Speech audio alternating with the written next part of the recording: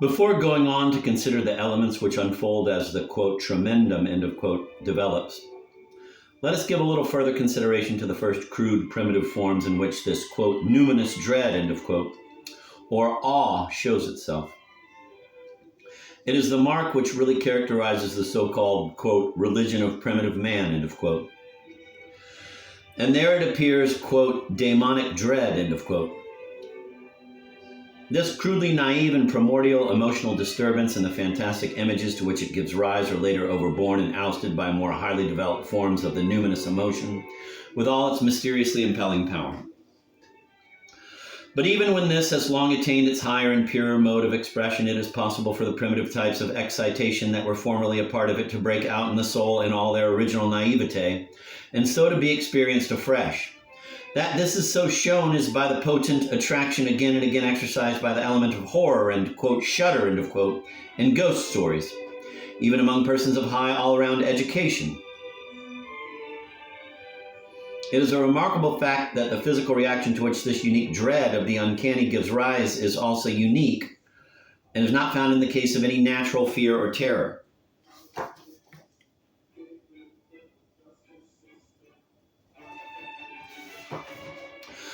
We say, my blood ran icy cold and my flesh crept. The cold blood feeling may be a symptom of ordinary natural fear, but there is something non-natural or supernatural about the symptom of creeping flesh. And anyone who is capable of more precise introspection must recognize that the distinction between such a dread and natural fear is not simply one of degree and intensity. The awe or dread may indeed be so overwhelmingly great that it seems to penetrate to the very marrow, making the man's hair bristle and his limbs quake. But it may also steal upon him almost unobserved as the gentlest of agitations, a mere fleeting shadow passing across his mood. It has therefore nothing to do with intensity, and no natural fear passes over into it merely by being intensified. I may be beyond all measure afraid and terrified without there being even a trace of the feeling of uncanniness in my emotion.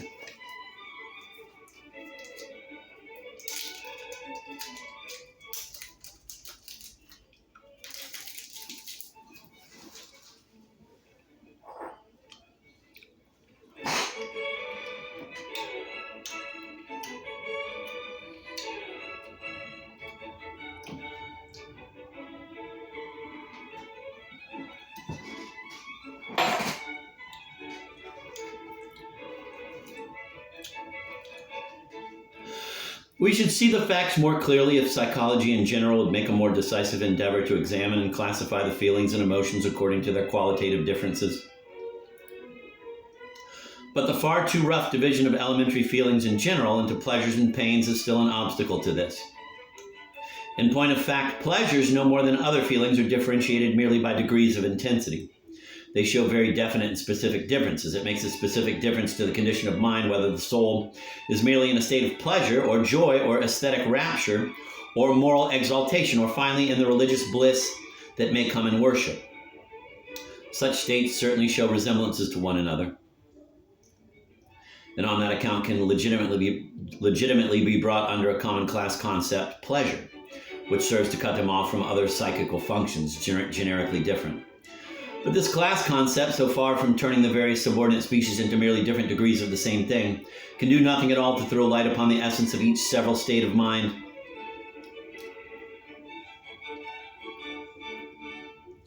I think it should be states of mind. But this class concept, so far from turning the various subordinate species into merely different degrees of the same thing, can do nothing at all to throw light upon the essence of each several states of mind which it includes.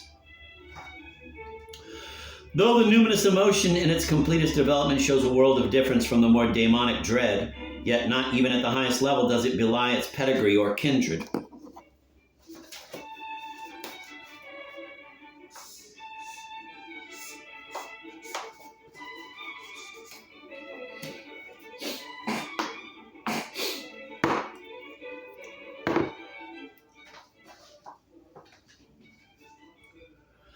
Even when the worship of demons has long since reached the higher level of worship of gods, these gods still retain as numinous something of the ghost in the impress they make on the feelings of the worshipper, viz., the peculiar quality of the uncanny and awful, which survives with the quality of exaltedness and sublimity, or is symbolized by means of it. And this element, softened though it is, does not disappear even on the highest level of all, where the worship of God is at its purest. Its disappearance would be indeed an essential loss. The shudder reappears in a form ennobled beyond measure, where the soul, held speechless, trembles inwardly to the furthest fiber of its being. It invades the mind mightily in Christian worship with the words, quote, "Holy, holy, holy," end of quote. It breaks forth from the hymn of Tersteegen. God himself is present. Heart, be stilled before him. Prostrate inwardly, adore him. The shudder has here lost its crazy and bewildering note, but not the ineffable something that holds the mind. It has become a mystical awe and sets free as its accompaniment, reflected in self-consciousness, that creature feeling that has already been described as the feeling of personal nothingness and abasement before the awe-inspiring object directly experienced. The referring of this feeling of numinous tremor to its object in the numen brings into relief a property of the latter which plays an important part in our holy scriptures, and which has been the occasion of many difficulties, both to commentators and to theologians, from its puzzling and baffling nature. This is the opirge, orge, O-R-G-E, the wrath of Yahweh, which recurs in the New Testament as O-P-Y, opie. 6 EOV, and which is clearly analogous to the idea occurring in many religions of a mysterious ira deorum, I-R-A-D-E-O-R-U-M, 2 words, ira deorum. To pass through the Indian pantheon of gods is to find deities who seem to be made up altogether out of such an opirge, O-P-Y-R-J. And even the higher Indian gods of grace and pardon have frequently, beside their merciful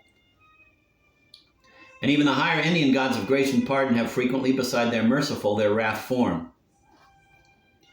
But as regards the wrath of Yahweh, the strange features about it have for long been a matter for constant remark. In the first place, it is patent from many passages of the Old Testament that this wrath has no concern whatever with moral qualities. There is something very baffling in the way in which it is kindled and manifested. It is, as has been well said, like a hidden force of nature, like stored up electricity discharging itself upon anyone who comes too near. It is incalculable and arbitrary. Anyone who is accustomed to think of deity only by its rational attributes must be in this wrath mere caprice and willful passion. But such a view would have been emphatically rejected by the religious men of the Old Covenant, for to them the wrath of God, so far from being a diminution of his Godhead, appears as a natural expression of it, an element of holiness itself, and a quite indispensable one. And in this they are entirely right. This opir is nothing but the tremendum itself, apprehended and expressed by the aid of a naive analogy from the domain of natural experience, in this case from the ordinary passional life of men. But naive as it may be, the analogy is most disconcertingly apt and striking, so much so that it will always retain its value, and for us no less than for the men of old be an inevitable way of expressing one element in the religious emotion. It cannot be doubted that, despite the protest of Schleiermacher and Ritschl, Christianity also has something to teach of the wrath of God.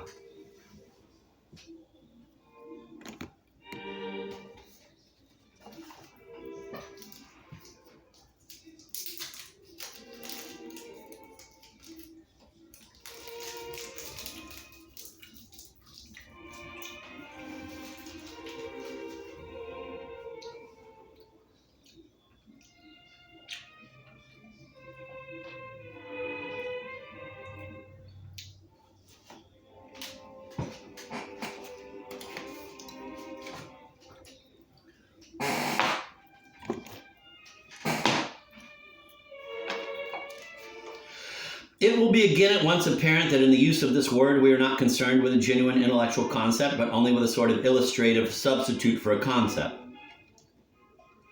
Wrath here is the ideogram of a unique emotional moment in religious experience. A moment whose singularly daunting and awe-inspiring character must be gravely disturbing to those persons who will recognize nothing in the divine nature but goodness, gentleness, love, and a sort of confidential intimacy. In a word, only those aspects of God which turn towards the world of men. This opirge is thus quite wrongly spoken of as natural wrath. Rather, it is an entirely non- or supernatural, i.e. numinous quality. The rationalization process takes place when it begins to be filled in with elements derived from the moral reason. righteousness and requital, and punishment for moral transgression. But it should be noted that the idea of the wrath of God in the Bible is always a synthesis, in which the original is combined with the later meaning that has come to fill it in. Something supra-rational throbs and gleams, palpable and visible in the wrath of God, prompting to a sense of terror that no natural anger can arouse.